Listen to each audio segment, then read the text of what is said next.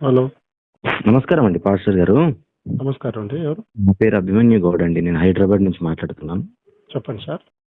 అదే మీది ఇప్పుడు ఒక వీడియో చూసిన అండి, 2 days బ్యాక్ పోస్ట్ చేసినట్టున్నారు మీరు, ప్రవీణ్ కి సంబంధించి. అయ్యా అవును. అదే దాంట్లో మీరు అంటున్నారు అంటే ఏదో సమ్ మీ గ్రంథాల్లో అట్లా ఉంది ఇట్లా ఉంది అని స్టేట్మెంట్ ఏదో ఇచ్చినట్టున్నారు కదా.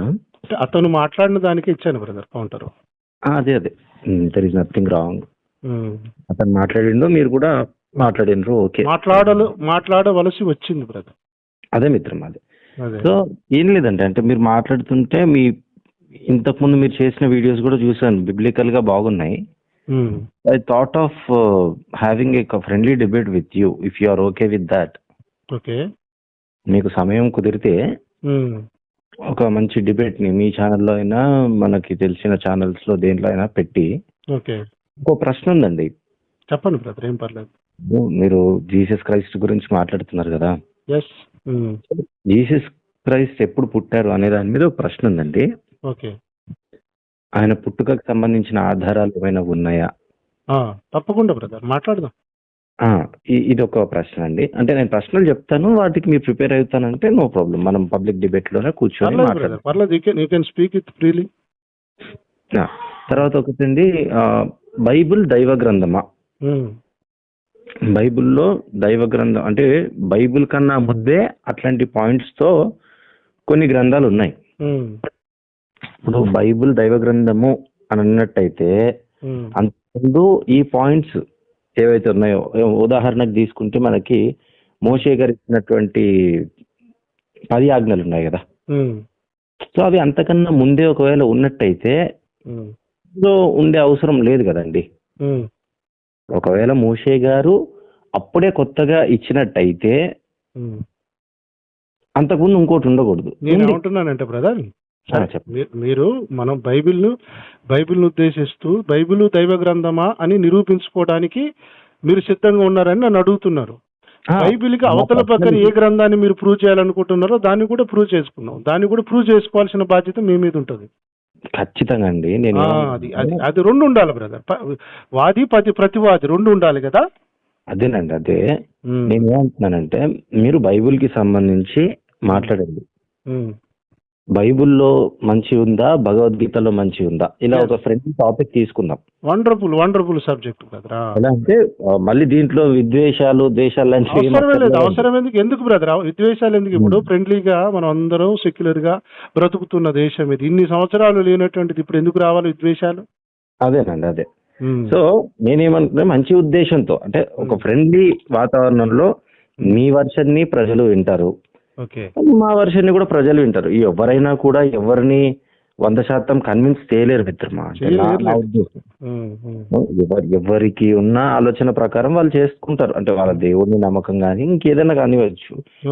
బట్ చర్చలు అనేవి జరగాలి.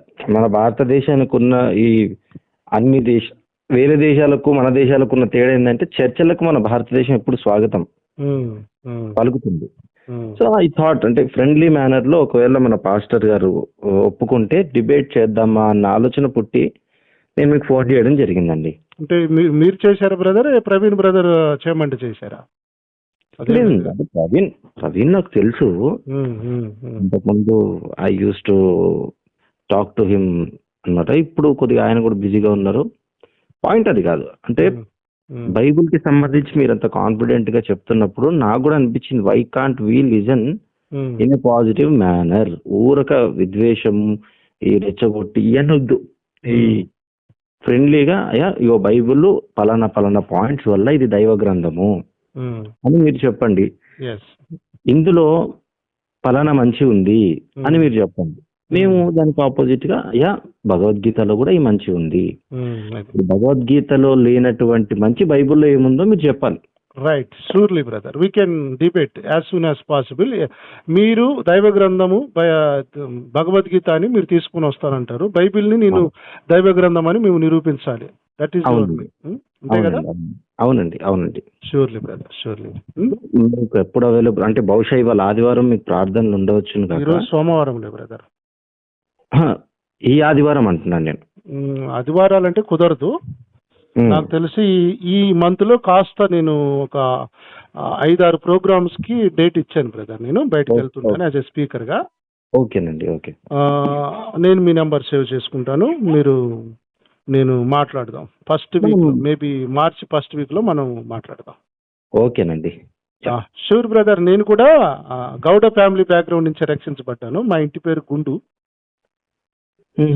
మీరు అభిమన్యు గౌడు అన్నారు కనుక నేను చెప్తున్నాను. నేను మీతో పరిచయం చేసుకుంటున్నాను. Okay okay okay. నేను కూడా గౌడ ఫ్యామిలీ బ్యాక్గ్రౌండ్ నుంచే రక్షించబడ్డాను. సూర్యాపేట మీది బ్రదర్? సూర్యాపేట అండి మీది? Suryapet district brother, Huzur Nagar. అది ఉత్తమ్ కుమార్ రెడ్డి అన్న వాళ్ళు. ఓకే పాస్టర్ గారు, మనము మీకు సమయాన్ని చూసుకొని ఒక డేట్ ని నాకు ఇచ్చారంటే నేను ఒక లైవ్ సెషన్ ని అరేంజ్ చేస్తాను. అది మీ ఛానల్లో, నా ఛానల్లో, 2 ఛానల్స్ లో లైవ్ అయ్యేలాగా చూద్దాం బ్రదర్. నేను వాస్తవానికి అసలు ఈ కాంట్రవర్సీకి ఎలా తెలుసుకోలేదు బ్రదర్ అభిమన్యు. కాంట్రవర్సీ అండి బట్ ఈ బ్రదరు ప్రవీణ్ బ్రదరు ఆ మాట నాకు కాస్త నాకు లోపల కలత కలిగించింది బ్రదర్. బాధ వరకు ఉంటది. 4 తండ్రులు ఉన్నారు, అందులో శ్రీకృష్ణ పరమాత్ముడు కూడా యేసు ప్రభు తండ్రి అని అనేసరికి కాస్త నాకు బాధ వచ్చింది. అతడు ఈ దెబ్బతో వస్తే డైరెక్ట్ గా అతనితో డిబేట్ కూర్చుందామనే ఆలోచన కూడా ఉండే నాకు. ఓకే.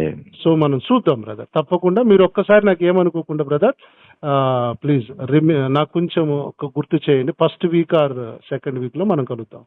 ఓకే.